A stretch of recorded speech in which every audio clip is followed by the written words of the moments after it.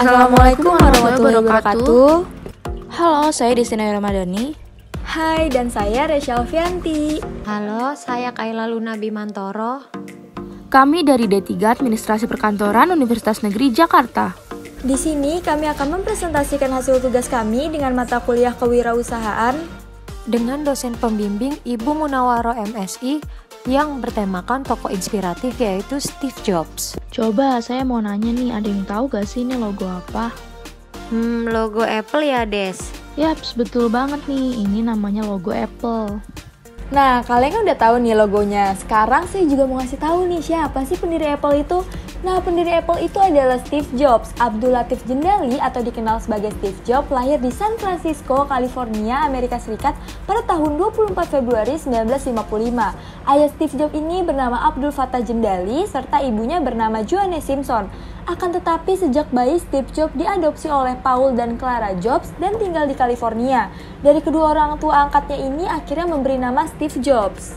Nah, jadi ibu kandung dan ayah kandung Steve Jobs ini bukan lulusan sarjana. Maka dari itu mereka memutuskan untuk mencari orang tua angkat untuk mengasuh Steve dengan harapan Steve Jobs bisa mendapatkan pendidikan yang tinggi. Akan tetapi harapan kedua orang tua kandung Steve Jobs tidak terwujud.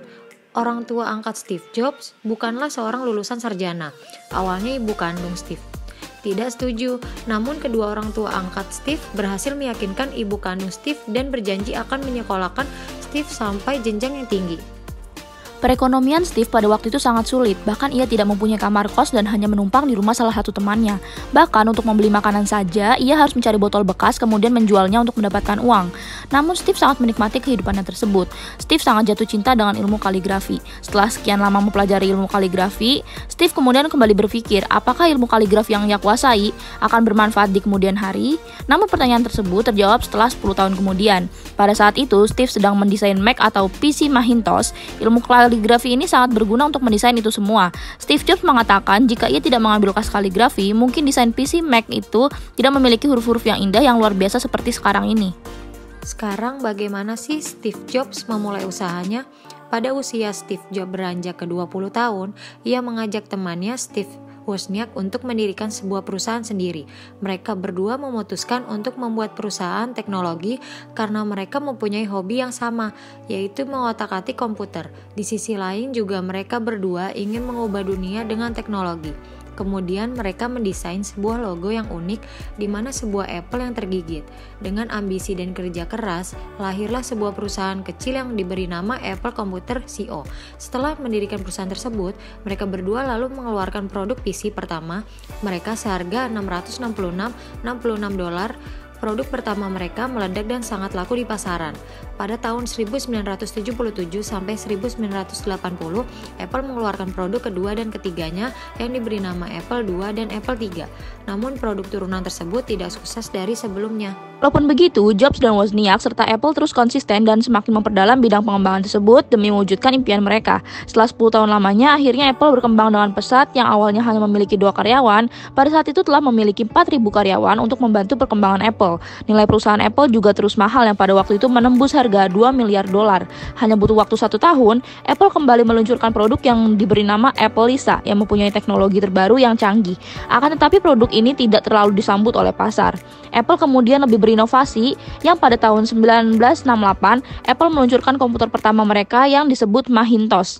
Akan tetapi sebuah nasib sial dirasakan oleh Steve Jobs, ia justru dipecat oleh perusahaan yang notabene ia rilis dari awal akhirnya mencapakan dirinya. Nah, setiap usaha pasti kan ada tantangannya. Sekarang saya mau ngasih tahu nih tantangan yang dihadapi oleh Steve Jobs. Pada tahun 2004, Steve Jobs divonis mempunyai penyakit kanker pankreas yang diklaim pada waktu itu sulit untuk disembuhkan. Hal ini membuat Steve Jobs memutuskan untuk mengambil cuti dari Apple. Menurut banyak pengamat, hal ini sungguh disayangkan karena pada masa-masa itu Apple dan Steve berada dalam puncak kejayaan. Namun Steve menganggap penyakit yang ia derita bukanlah sesuatu yang mempengaruhi semangatnya. Dirinya menganggap bahwa pengalamannya lebih sulit ketimbang rasa sakit yang dia derita dari penyakitnya tersebut. Kemudian Steve meminta Tim Cook untuk mengambil alih perusahaan sebagai pemimpin baru Apple.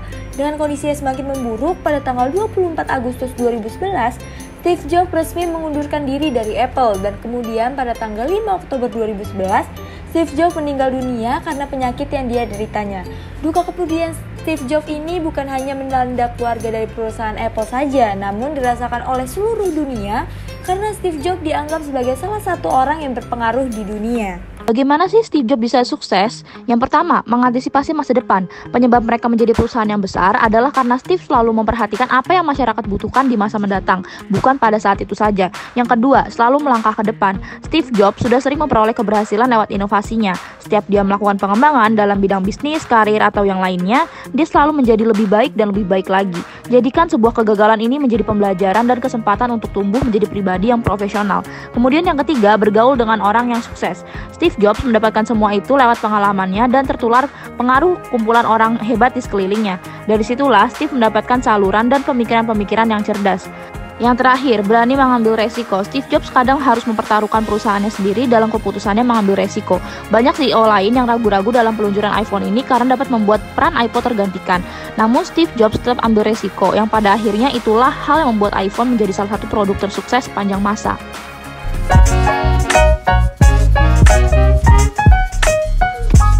Berikut ini adalah 3 aplikasi yang kami gunakan untuk mengedit video.